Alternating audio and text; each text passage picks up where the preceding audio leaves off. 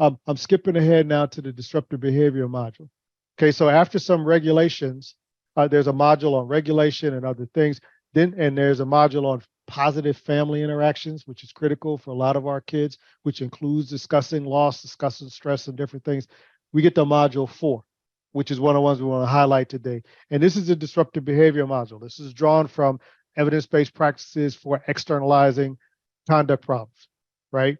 So one, we want to support being able to manage the affect. When you get triggered, you might want to punch, you might want to kick, you might want to curse, you might want to shoot, okay? Being aware of that emotion and being able to get hold of and manage that emotion, even though it's justified, your intensity, the expression of it is what we're going to work on. Because you got goal 1, goal 2, goal 3, right? You're not trying to end up your whole life here, or in trouble or getting expelled from classes, well, I'll just outline the things that they don't want and say, being able to control your emotion will help you get the things you do want. And so I have to connect it to some things that they were motivated to try to achieve at an individual level in module 1. That's why that treatment planning is so important. You're setting the framework and getting them motivated. And if I could talk to them with the things that, in some detail, with some conviction about what they're interested in, they're going to be interested. Now, in talking about this is why I'm regulating my emotions for me, because it's going to help me achieve my goal. And being able to acknowledge, this is the other thing I have found we need to do. All these alerts pop up with viruses. So what we also have to be able to do is affirm the presence of those negative emotions without saying just go ahead and act on them. So think about it. Is it okay to be angry? Is it okay to want to hit somebody? Feeling that way, I didn't say acting that way, but feeling that way. Is it okay to feel depressed? And because you're depressed, you don't care anymore. And you start with the behavior. Is it okay to, let me highlight the example of the young people in the playground. Is it okay to feel upset that you have to walk past the place that your brother was murdered every single day? That you could be in your bedroom and look out the window in the alley and see where your brother was murdered every single day. Is that a trigger? And how is it okay to just want to explode because of that? Also, is that okay to feel like this is unfair? This is not right. You heard those 2 examples of the young men who lost their older brothers. What were they doing? They were not doing anything wrong. Okay, they're going to the store to buy a coat for their siblings. In my world, that's praiseworthy, right? That's praiseworthy. And then you lose them. That doesn't seem right. That doesn't seem fair. And that might tick me off. Is it okay for me to be ticked off? Or is everybody around me telling me, calm down, calm down, calm down?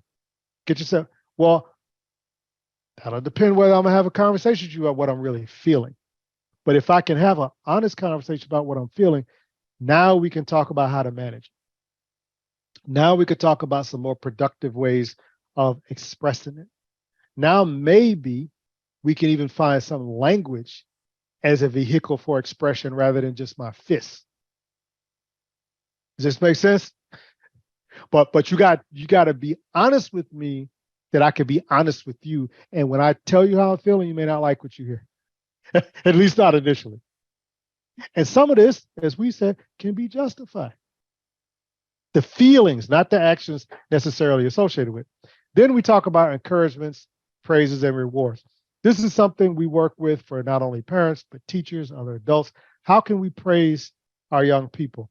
And if you're from my generation, definitely my dad's generation, my mom's generation, like, hey, praise you what you already supposed to be doing.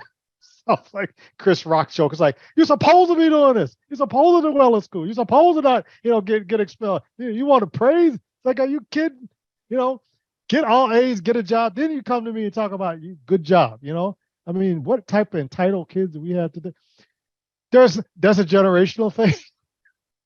It's not all a generation, but a lot of that generation. So when you talk about grandparents as caretakers, or people from my generation caretaking kids today, there's sometimes this communication and a generation gap. So we have to work with our young people to understand not everybody's going to praise you even when you think you may deserve it. Also, you should find ways to train yourself to feel good about yourself when you're doing what's right. Don't always be dependent on the adults around you, even when they mean well. Okay. How many of you are parents? Okay. Do you recognize every time your kid does something well? I don't. You know, sometimes you miss it, even when you mean well. So if it's completely dependent on us, sometimes they might resent us, right? So at a certain point, I do have to work more on praising. We can always do that. Also, you could be appreciative as a young person, and it's a reciprocal dynamic, right? And you sometimes have to train yourself how to praise. And it doesn't always come easy when you've been traumatized because you don't, to praise and put yourself out there and compliment, you got to have some sense of internal stability and safety to be able to do that. And sometimes our kids have to work their way toward that. Also, if you got a parent or a caretaker and they, that kid been down to the office 3 or 4 times, like the kid on in a video, they get kicked out the class. This is the 4th or 5th time you calling me today on my job. And it's like, I don't want to hear nothing about praise. Better get that daggone behavior in order. You still have to figure out and push yourself to praise because the young person needs it. And if you never praise them, even if they did 10 things wrong, the 11th thing they did was right. You got to recognize that, or why try? Does this make sense? And I'm intentionally using myself and all of us on the call saying it's not always easy to especially when you're frustrated or you got a bad report from school or you had to go down to the court and bail your kid out again, or something. But it can't go away. You can hold them accountable without piling on. Make sense? Okay. And then behavior management 2, and I'm going to show you after the break a little snapshot of our scripts that we have associated with this. Behavior management 2 is working with the parent to be able to encourage the kid and also dealing with the parents' intergenerational dynamics of how they may have been traumatized and how that may be impacting their behavior, how they may get triggered, how they may even be more physical than they need to be, or they, different things can constrain your parenting stuff, and then school behavior and having a school connection.